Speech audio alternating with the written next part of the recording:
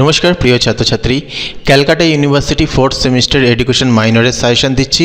বন্ধুরা, এই সাজেশন থেকে তোমরা 100% কমন পাবে। এই সাজেশন যদি পড়ে যাও, প্রতিটা প্রশ্ন তোমরা কমন পাবে মান 5, মান 10 এবং মান 2। তো প্রথমে আসি আমরা প্রথম ইউনিট থেকে।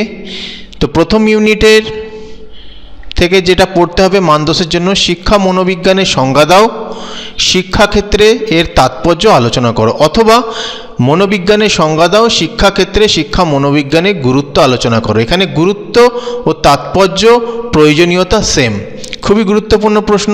দ্বিতীয় প্রশ্ন, শিক্ষা মনোবিজ্ঞানের সংজ্ঞা দাও, মনোবিজ্ঞানের সঙ্গে শিক্ষার সম্পর্ক আলোচনা করো।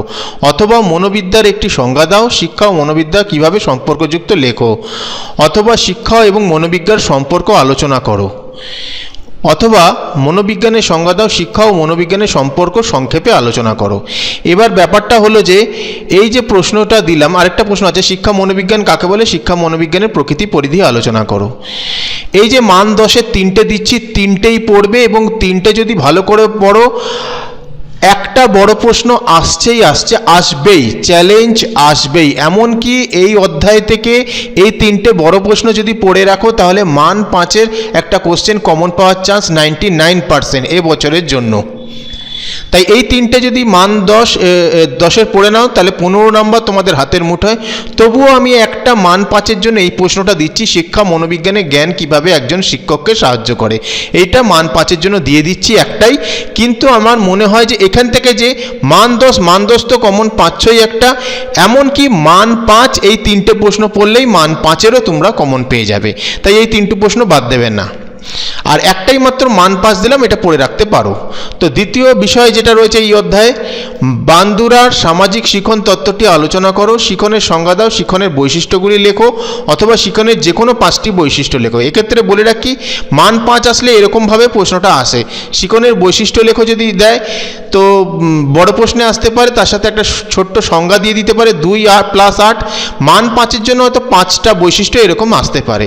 প্রাচীন অনুবর্তন এবং অপারেন্ট অনুবর্তন তত্ত্বের পার্থক্য আলোচনা করো। এবং শিখন বলতে কী বোঝো, সক্রিয় অনুবর্তনের সম্পর্কে বিস্তারিত আলোচনা করো।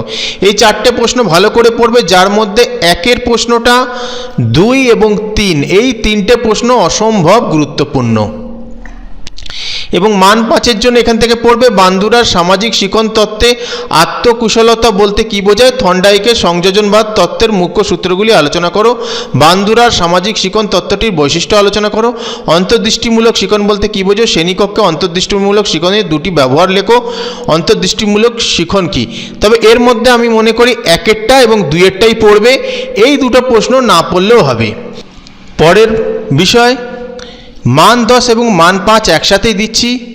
এখান থেকেও একটা কোশ্চেন তোমরা অবশ্যই কমন পাবে, নয় মান 10-এ কমন পাবে, নয় মান 5-এ কমন পাবে। Very very important. তো বিস্মরণ কি, এর কারণগুলি আলোচনা করো, বিস্মৃতির অর্থ লেখো। অথবা দিয়ে বিস্মৃতির অর্থ লেখো, বিস্মৃতির যে কোনো 3টি কারণ লেখো। অথবা বিস্মৃতির যে কোনো 5টি কারণ উল্লেখ করো। অথবা বিস্মৃতি কাকে বলে, বিস্মৃতির কারণগুলি কিভাবে স্মৃতিকে উন্নত করা যায়। তো এই প্রশ্নটা দিলাম। এবং স্মরণের সঙ্গে যুক্ত প্রক্রিয়াগুলি উল্লেখ করো, স্মরণ ক্ষমতার উন্নয়ন কিভাবে ঘটানো যায়। অথবা স্মৃতির সংজ্ঞা দাও, স্মরণ প্রক্রিয়াটি বিস্তারিতভাবে আলোচনা করো। অথবা স্মৃতি কি, স্মরণ ক্রিয়ার সঙ্গে যুক্ত প্রক্রিয়াগুলি উল্লেখ করো। স্মরণ প্রক্রিয়ার বিভিন্ন উপাদানগুলি বিশ্লেষণ করো, বিস্মৃতি কাকে বলে। এটা আলাদা প্রশ্ন আছে, এটা হচ্ছে 3 নম্বর প্রশ্ন। যাই হোক, এর মধ্যে সবচেয়ে গুরুত্বপূর্ণ 1-এরটা এবং 2-এরটা, যেগুলো অনেকগুলো অর রয়েছে, এটা 1 এবং 2-এর মধ্যে নয় মান 5 নয় মান 10 আসছেই, এবছর আসবেই। তো 3 নম্বর প্রশ্নটা হচ্ছে, স্মরণ প্রক্রিয়ার বিভিন্ন উপাদানগুলি বিশ্লেষণ করো, বিস্মৃতি কাকে বলে। এটা বড় প্রশ্নের জন্য দিচ্ছি, একটা মান 10-এর জন্য দিচ্ছি। তবে এখানে মান 10-এর জন্য দিলেও এখানে দেখো এই প্রশ্নগুলো মান 5-এও আসতে পারে, এই জন্য মান 10 মান 5 আমি একসাথে দিচ্ছি। এই দুটো প্রশ্ন অবশ্যই পড়বে, এই দুটো প্রশ্নের মধ্যে একটা প্রশ্ন আসছেই এবছর, মান 5-এ নয় মান 10-এ। পরের অংশ থেকে দিচ্ছি, ব্যক্তিত্ব বলতে কী বোঝো, ব্যক্তিত্বের সংলক্ষণগুলি কী। 5 নম্বরের জন্য ব্যক্তিত্বের সংলক্ষণ কাকে বলে। ইউনিট 2 থেকে পিয়াজে থেকে দিচ্ছি, প্রজ্ঞার বিকাশ কাকে বলে, পিয়াজের প্রজ্ঞামূলক বিকাশ তত্ত্বের যৌক্তিকতা, সক্রিয়তার স্তরের বৈশিষ্ট্য ও শিক্ষাগত তাৎপর্য আলোচনা করো। পিয়াজের প্রজ্ঞামূলক তত্ত্বের সংবেদন সঞ্চালনমূলক স্তর এবং প্রাক সক্রিয়তা স্তরের বৈশিষ্ট্য আলোচনা করো।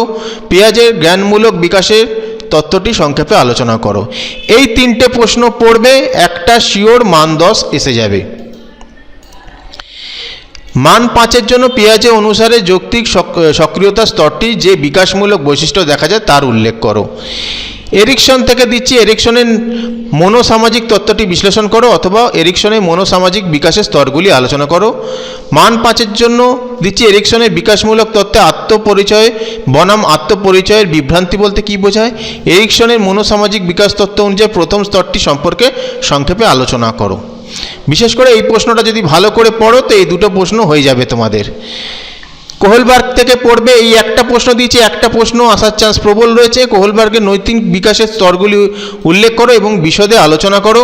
কোহেলবার্গের নৈতিক বিকাশ তত্ত্বের পর্যায় সংক্ষেপে আলোচনা করো অথবা দিয়ে। তো মান 5-এর জন্য পড়বে কোহেলবার্গের নৈতিক বিকাশের তত্ত্বের শিক্ষাগত তাৎপর্য বিশ্লেষণ করো।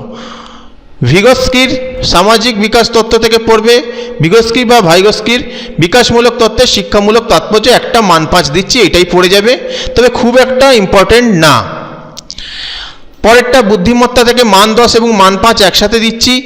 গিলফোর্ডের ধীশক্তি গঠন তত্ত্বটি সমালোচনামূলক ব্যাখ্যা করো অথবা গিলফোর্ডের ধীশক্তি গঠন তত্ত্ব সম্পর্কে লেখো। স্পিয়ারম্যানের বুদ্ধির দ্বি উপাদান তত্ত্বটি সংক্ষেপে বর্ণনা করো, এই তত্ত্বের শিক্ষাগত তাৎপর্য বিশ্লেষণ করো। গিলফোর্ডের বুদ্ধিতত্ত্ব চিত্রসহ আলোচনা করো। এই তিনটে প্রশ্ন দিচ্ছি, মান 10 এবং মান 5-এর জন্য তিনটেই পড়বে এবং এটা মান 5-এ আসার চান্স প্রবল রয়েছে। পরেরটা হচ্ছে মান 5 মান 10 দিচ্ছি পরের বিষয় থেকে।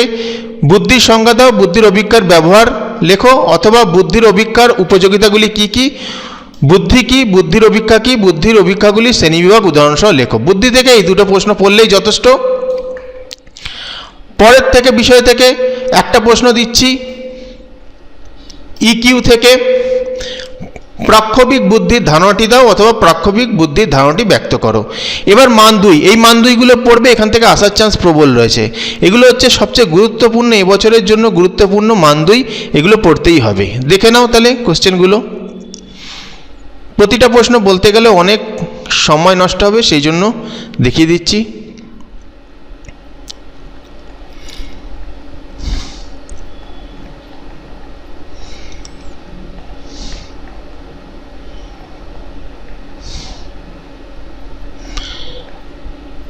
এই 56টি শর্ট কোশ্চেন ভালো করে পড়বে, অবশ্যই পড়বে, অনেক বড় সিলেবাস, এখান থেকে যেন কোনো প্রশ্ন বাদ না যায়। ভিডিওটা ভালো লাগলে লাইক, কমেন্ট, শেয়ার করে দিও।